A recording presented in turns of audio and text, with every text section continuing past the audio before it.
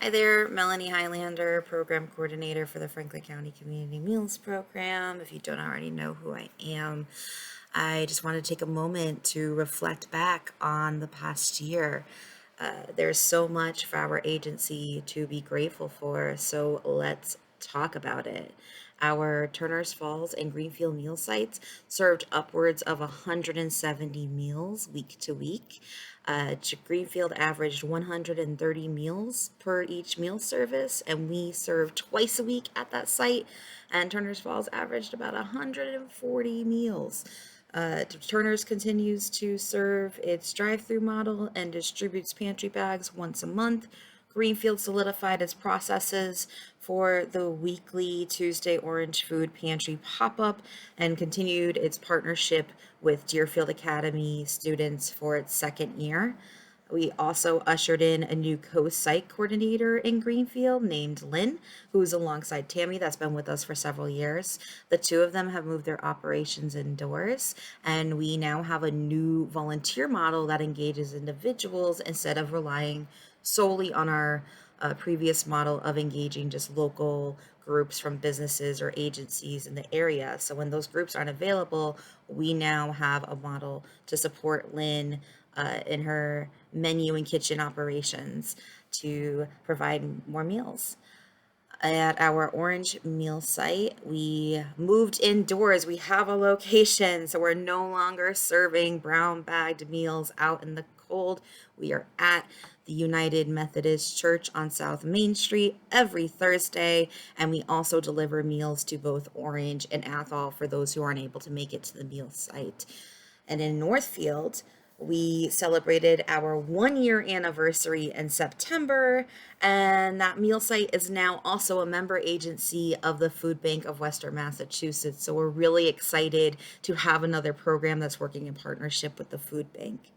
Our Orange Food Pantry continues to serve over 100 households every week, including our pop up pantry on Tuesdays in Greenfield. And we serve about 40 households every Friday for a delivery program.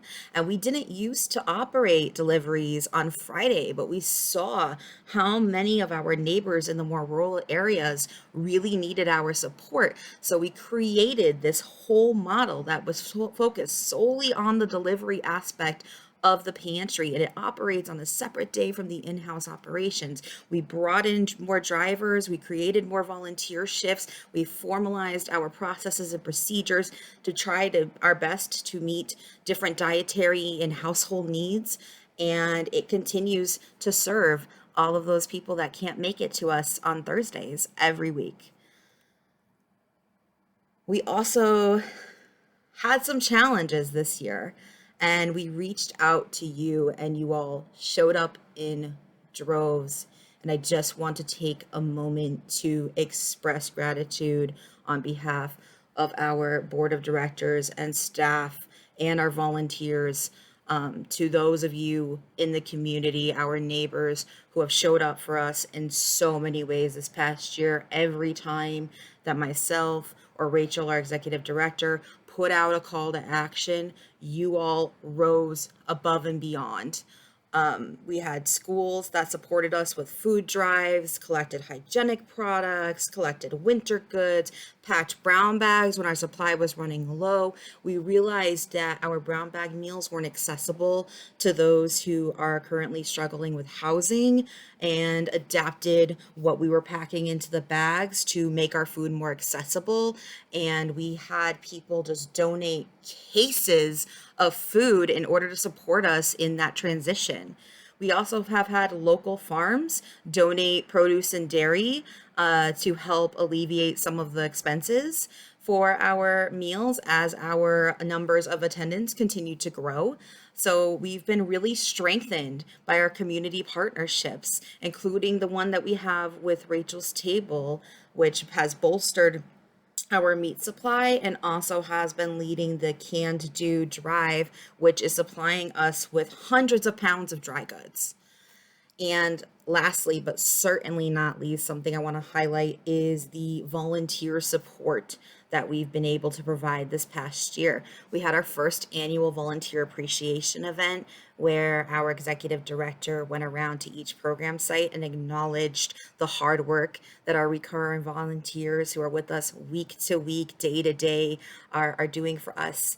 And we also made our very first volunteer manual, which touches on the history of our agency, our mission, our values, different volunteer opportunities, and any information, language, things like that that our volunteers were lacking and really needed as tools to support their work with us.